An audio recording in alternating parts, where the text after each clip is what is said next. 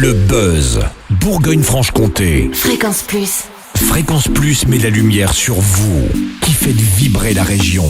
Lumière sur le film Sur un fil, premier long métrage de l'acteur Reda Kateb en tant que réalisateur. Dans le rôle principal, Aloïse Sauvage, une artiste multidisciplinaire, chanteuse, acrobate, musicienne, comédienne, danseuse. Reda Kateb l'a choisie pour incarner une acrobate qui, après un accident, découvre le travail de clown professionnel au sein de l'association Né pour rire. Une association qu'elle va vite intégrer et elle-même se retrouve à l'hôpital pour apporter du réconfort aux enfants malades. Rencontre avec le réalisateur Reda Kateb au micro de Charlie Chevasson, notre reporter Fréquence Plus. Pourquoi ce film ?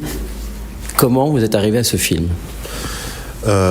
Alors pourquoi pour raconter une histoire qui me tient extrêmement à cœur, faire découvrir un métier que je connaissais pas jusque-là et qui est incroyable au carrefour finalement d'une forme artistique et du rôle de soignant et qui apporte énormément dans des endroits où on en a bien besoin, les services pédiatriques, les couloirs d'hôpitaux pour enfants hospitalisés.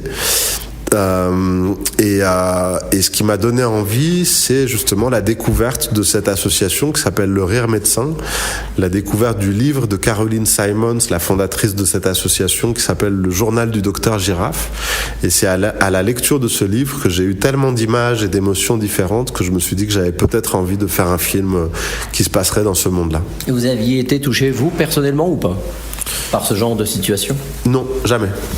Et lorsque vous avez découvert, vous pensiez que c'était d'une telle intensité ?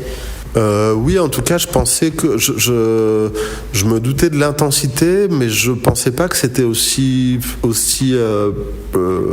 je dirais vivant et plein de vie et de vitalité. Ça me faisait quand même un petit peu peur, la notion d'enfants malades, d'hôpital, et je me suis aperçu que ce côté anxiogène, il était aussi dans ma tête, parce que lorsque je suis allé réellement à l'hôpital avec les clowns, c'est d'autres émotions que j'ai eues qui étaient beaucoup plus simples et qui n'étaient jamais dans l'ordre de l'anxiété. Alors justement, pour pas rendre le film trop, on va dire, pathos, entre parenthèses, comment vous avez abordé, comment vous avez préparé le film ? Vous avez été voir sûrement avec les équipes. Comment vous avez dit, je vais essayer d'en faire un film pour pas que ça soit trop difficile ? J'ai pas vraiment pensé dans ces termes-là, mais par contre, quand j'ai, comme vous le dites, observé le travail des clowns dans les hôpitaux, mais aussi au sein de l'association, leurs entraînements, leur formation, les auditions, je n'ai vu de pathos nulle part, donc la question ne s'est pas posée. Et ensuite, dans le choix, alors, quand on regarde le film, on se pose une question. Y a-t-il de vrais enfants malades ? Ce sont tous des comédiens ou il y a une part de gens qui participent ? Tous les gens qui participent sont en bonne santé. Donc il n'y a pas d'enfants malades vrais ? Il n'y a pas de véritable enfant malade dans le film. Le choix de l'actrice, comment il s'est passé, celle qui joue le rôle principal, qui va devenir clown ? Aloïse Sauvage, l'avais croisée sur des tournages comme Django, hors norme, où elle était venue faire quelques jours de tournage. Et lorsque j'ai découvert le livre, le journal du Docteur Girafe, qui a commencé à me donner l'envie de faire ce film, j'étais en tournage à l'étranger avec Aloïse. On tournait une série pour Canal+. Et en même temps que je lisais ce livre, je regardais Aloïse et je commençais à projeter cette histoire sur elle.